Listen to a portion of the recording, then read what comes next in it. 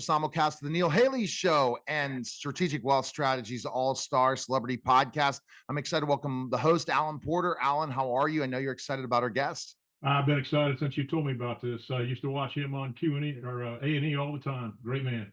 Hey, Dog the Bounty Hunter, New York Times best-selling author multiple times, brand in so many ways. Dog, thanks for calling. And, it feels great to kind of reach out to your fans, right? Especially with the book, to have the book launched, to reach out to your fans and see how you're doing and what's going on. Well, thank you, brothers, for having me, and thank you for the compliment. Yes, it is encouraging. It's kind of like a calling card when somebody asks you, what's your faith, religion, why you called dog, how long you've been doing this. And so it's kind of like, here, read the book. Good. Well, you've written that New York Times best-selling book. Why write another book? Now, I've written several, but my stuff updates all the time. But why'd you write another book, Dog? Well, the first couple I wrote, one was a autobiography, and the second was Where Mercy is Shown, Mercy is Given. And this one is, completely different about my walk with God, my faith, 9 lives, and believe me, still counting. So it is a faith-based book. Oh, wow. And is that probably surprising a lot of your fans, Dog, right? When they've heard about this book coming out and everything. Yeah. Well, I don't know, because of course, if they are a fan, they watch the show on A&E, and some of the compliments I get, or the things I get told to, is that we see that you put the guy or girl in the back seat, and after you allegedly beat him down, and then put him in the back seat, give him a cigarette, and pour Jesus on him. So I think everyone knew that and knows that, I have a faith. And so I explain what my faith is and what my religious beliefs are. Well, I bet it was hard to relive some of those times in your life when you were writing this book. I mean, the things that you've suffered with cancer, it's really affected my family too.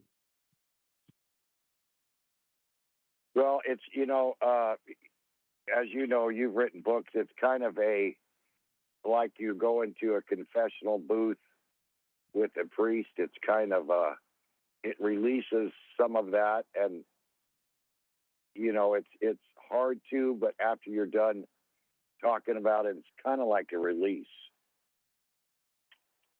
Right. Yeah. It's a release. So that release every time and reliving it, but you're also reliving in your book some amazing things that happen in your life as well, right?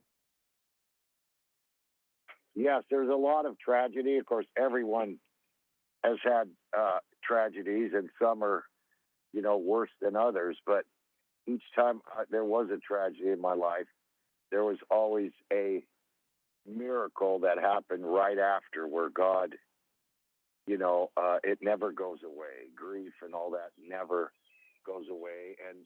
But God can heal quicker than, man says time heals all wounds. And the Bible said, I am there to heal your wounds. So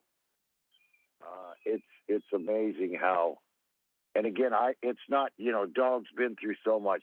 There's billions of people that's been through more, but it's the things that I personally have been through in the book. Well, Doug, I can understand it, because my daughter had breast cancer. She almost died. She's 10 years cancer free now. But what did you learn most about yourself by writing this book? Well, what I learned about myself, I don't know. I mean, I don't understand. I was able to speak my mind. The first couple books, for instance, I have seen 3 angels in my life I knew were angels. And the first couple said, book company said, I'll give you 1 angel and let's leave the others out. Where Nielsen's book says, they verified the stories also, every company does, but they said, we don't care what you talk about, you're going to talk about God. And they verified the stories, the scriptures, and it's just again, it's a story about my walk with God and the redemption and the miracles that God has done in my life so far. And it's still, and counting means things are still happening on a daily basis. Wow. And is that crazy? Every day when you live a life that you believe, right? You have that belief and you have that faith. Every day can become an exciting day for you if you have that in your life, that spirituality. Right. And there is, everyone wonders, is there really a God? So besides science now is, the science is changing their mind a lot. So as far as in the sky and how far is heaven and all that, but after reading this book, I've talked to several people that I don't say were atheists, but didn't believe in God that much.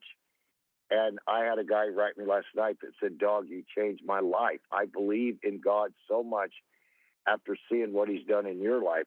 And that's the purpose of this book. And I say that in there, is for me to leave a legacy besides being Dog the Bounty Hunter. Yeah. And that legacy, Alan, when you agree, is huge, isn't it, Alan? To leave a legacy. It's absolutely huge. I mean, you look and say you can't judge a book by its cover, but when they find out what you're really all about, dog, you're an inspiration to people.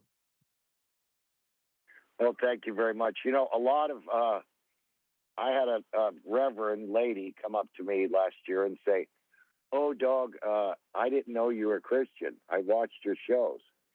And I thought, well, didn't you see the backseat ride? And then South Park did a little skit about us. And Carmen had, was Dog the Bounty Hunter, arrested this guy in the hallway and set him on the bench to go into the principal's office.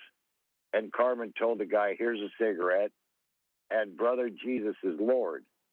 So I was not depressed, but I was concerned that this reverend lady or some Christians didn't know that I was a Christian. And my wife, Francie, said, "Hey, you're not for Christians, you're for non-Christians." So, South Park can be P-rated once in a while. So the people that aren't Christians or not reverends, they know that's my people. They know that, I am a Christian and I stand for God. Okay. Do you think this book will become a movie? Is that a hope for you? The next phase? Oh, I have no idea. I thought the first book, You Can Run, But You Can't Hide, would. But, usually it's like in autobiographies or movies about people, it's like an artist. It doesn't happen till after they pass away. So probably after I'm gone, I would imagine that there would be a movie, Dog the Bounty Hunter. I believe there's going to be one before that, especially with the push of Christian-based films coming out, Dog. So your agent will have to definitely take to that. Yeah. Thank you. And of course, I've thought about it, not to say that. And Justin Bieber would be a perfect Dog the Bounty Hunter. Pamela Anderson would be a perfect Francie, and so on and so forth. So I would, from your lips, as they say, to God's ears. Awesome. Well, I'll make this happen, okay? With my film company. So I'm going to go reach out to your team at one point. We appreciate it, Dog. The book is available now on Amazon and all finer bookstores. Make sure you go to independent bookstores as well. 9 lives and counting. Thanks, Dog, for stopping by, and enjoy the rest of your day. Dog, it's a pleasure meeting you. Aloha.